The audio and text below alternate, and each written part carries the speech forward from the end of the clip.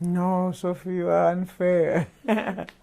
How on earth does one describe oneself? No, I leave that to my people to describe me. I've never been that vain. In fact, you know that over the years I've told you over and over again that it has never been about me, the person. I've never regarded myself as an individual. I'm just part of this whole liberation machine. I've never been an individual.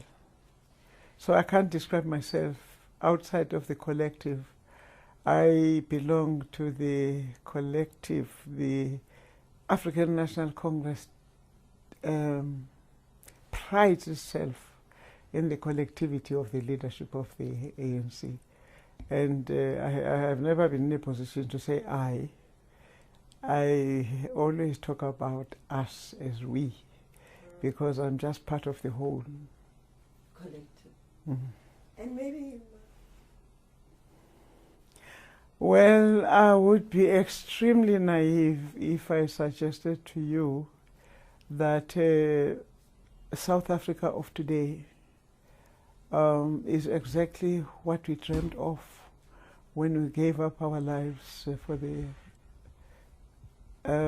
liberation of our people. It is no secret about the fact that we have problems. They are visible. We have extreme challenges which we didn't have at the beginning. You cannot compare the first dispensation with what is happening today. Originally, yes, it looked like we were going to achieve our beautiful dream. Yes, we were a miracle from the violence of the past. That particular part of the transition to a new democratic South Africa was wonderful. We achieved that. But in the process of doing so, there was naivety on our part. We were not experienced. We didn't know that political freedom was very easy. But political freedom without economic freedom is what has resulted in the challenges we face today. We did not accommodate that particular problem sufficiently because of our vicious past. We come from a very brutal period of our history, a history of a country that was segregated constitutionally. And it was in black and white. Society was divided into 4 categories, and of course I wouldn't bore you with what you know. And to transit from that era to where we are today has been a very painful journey. We made tremendous strides. We made great achievements, but at the same time the difficulties we were confronted with, particularly in relation to the youth. As I've said before to Sophie, that unemployed youth in any country is a ticking time bomb. And I think the fact that we have the parliament we have today is a consequence of the problems I am talking about. It was easy to hoist the flag of freedom and say we were free at last. But then the economy still remained in the hands of the few. And the most difficult part has actually been transformation. We didn't realize how difficult it would be to get back our land because it was owned by the people who had oppressed us all those years, and we had had such a violent history that we wanted to put an end to the armed struggle, difficult as it was, and we were not going to do land grab. We were going to see to it that we passed legislation that saw to it that we got our land back transitionally and amicably. But as you would know, the willing seller, willing buyer policy has not worked as much as many other policies have worked. We have passed a lot of legislation trying to transform South Africa amicably. But of course, the masses down there do not necessarily bother to think of the fact that it cannot be done overnight. And for a people who had been oppressed for so many years, you can't blame them for having been impatient with the leadership. And you can't blame them when they wonder whether this is the South Africa they fought for. And unfortunately, because of our history of our country, the pace is not as much as we would have wanted it to be, the pace of transformation. Mama, In 1969, Winnie Mandela was again arrested, this time under the Terrorism Act. 21 others were arrested at the same time, but Winnie was held in solitary confinement for 16 months. When they detained me, I had just been to a heart specialist. I have a heart condition, and the security branch knew that. They knew I had been to the doctor. They knew I had been to a heart specialist, and I think they particularly arrested me then because of that knowledge, with the hope that perhaps the condition would worsen in prison, and that whatever happened to me would then be attributed to natural causes. The cell in which I was held at the beginning was so small that if I stretched my hands, I touched both walls. I could barely exercise. In this cell, all I had was a plastic bottle with about 5 glasses of water, a homemade sanitary bucket, and 3 blankets, and a sisal mat. That is all, besides what I was wearing.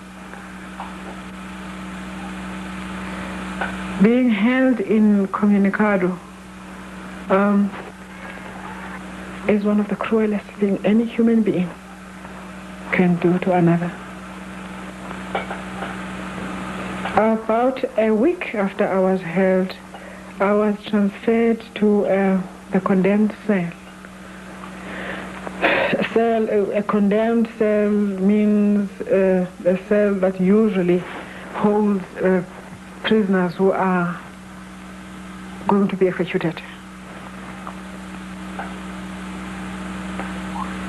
In this condemned cell, there were 2 grill doors besides the prison door. To this day, the memory of that bunch of keys, the clicking, the noise they would deliberately make in the stillness and solitude of a prison life. You actually felt they were hitting the inner core of your soul. They never switched off the light. I had this floodlight night and day. I lost track of time. This particular wardress who always brought my food would open the cell door, and I could hear someone outside putting the food down. And she would stand right at the entrance to the cell. They would then take the bucket, the sanitary bucket, and turn the lid upside down and put your plate of food on that. And she would stand right at the cell door and kick the food in, kick it into the cell.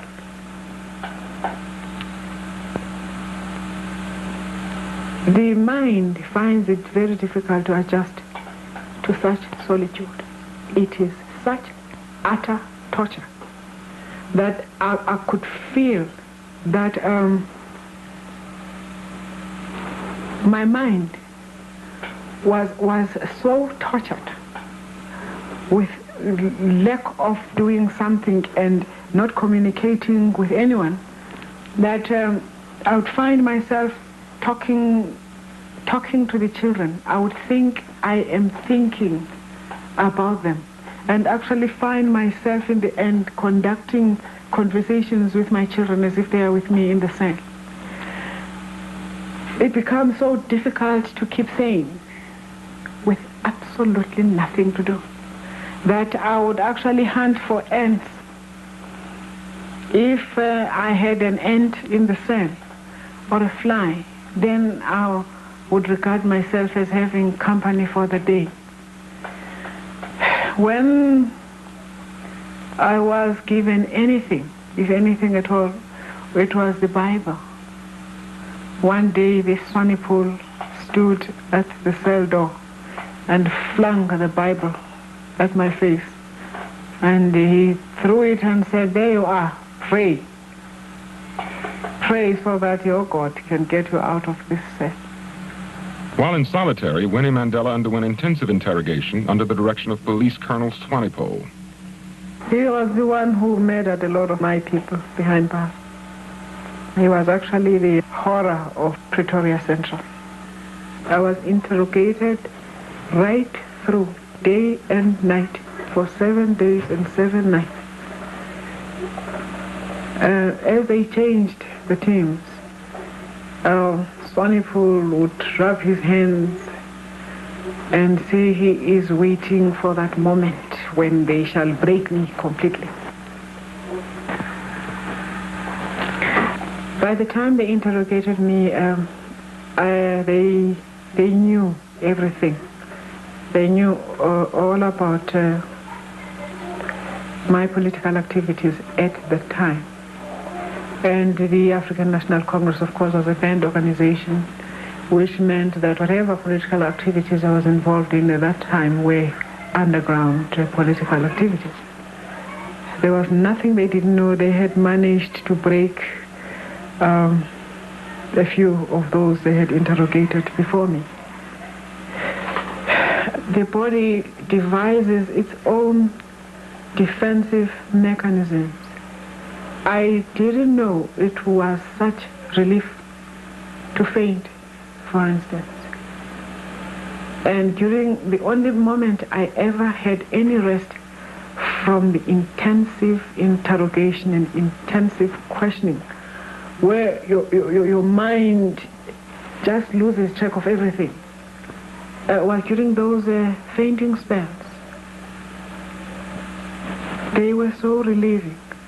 I could recover, and from each fainting spell, when I came round, I felt a little refreshed to face more and more interrogation. On the 7th day, I started urinating blood, and the body was swollen like a balloon. I don't know the medical explanation for that, whether it's because of sitting in one position for days and nights right through. But my legs, for instance, were as if they were just poles that were not part of my body. I could actually feel the weight, so swollen, so oedemous they were, that I found it difficult to stand.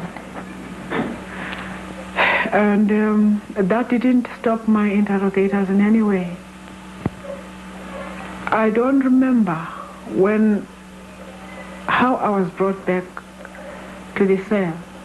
I found myself just there on Sunday. In the end, the fainting spells were much more acute. I think as the body was beginning to give in to that type of brutality. Prior to my detention, I knew that as a mother and as a social worker, life,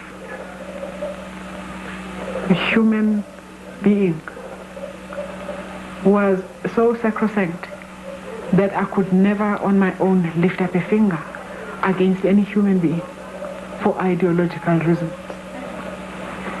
But what I went through, that personal experience, hardened me so much that at the end of my interrogation, looking at my interrogators and what I had gone through, I knew that as I sat in that cell, if my own father or my brother walked in dangling a gun, and he was on the other side, and I had a gun too in my hand, in defense of the ideals for which I was being tortured, then I would fire.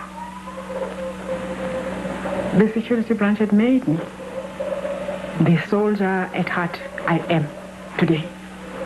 There was no way that you could talk any language of peace to vicious men who treated defenseless women and children in that manner. I realized then that the Afrikaner had closed the chapter of negotiation, and that the decision taken by my leaders in 1962 was arrived at with difficulty, but that there was no other way. The decision to defend our honor, the decision to stop turning the biblical other cheek, the white man, had hit us for too long. Our patience had been tested and had endured for too long. I knew then that somehow there had to be a political crisis in this country for us to reach the ultimate goal. That is what I emerged as in 1969, 1970, during my months of solitary confinement. The charges against Winnie and her co-defendants were dismissed. She was jailed again and arrested, and again arrested. Mandela wrote to her, "When I married him, he was already a prisoner, in fact. We met during his prison trial, and he had to get permission, in fact, to get married, because he was not only a prisoner, he was banned. And the trial was on in Pretoria at the time. So he was given 4 days in which to go to the Transkei and get married, which is where we got married, on the 14th of June 1958. Well, I have lived most of my life alone. The best years of my life really have been those spent under banning orders, and the past, of course, 7 years have been spent here in exile.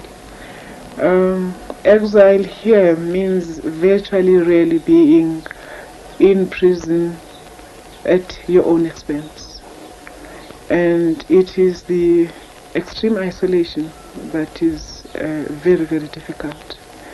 And being away from friends and completely isolated intellectually, being in a place like this where you can hardly interact intellectually with the community, that one finds extremely difficult. And of course, worst of all was being without my children and not having the opportunity to play the role of a parent like all parents in democratic societies. Virtually both of us have really not had that opportunity to be parents to our children. And the future? Do you believe you will see liberation in your lifetime? Oh, certainly. That I'm completely convinced of. That is why even exile is so worthwhile, because I'm absolutely certain that we shall attain our liberation. And even being in exile really is a constant reminder of the sickness of our society, and that we are virtually in prison, even in our country. Those who are outside outside prison walls are simply in a bigger prison, because the black man is virtually a prisoner, and all those other fellow whites and other groups that are as oppressed as we are all really in prison, in a bigger apartheid prison.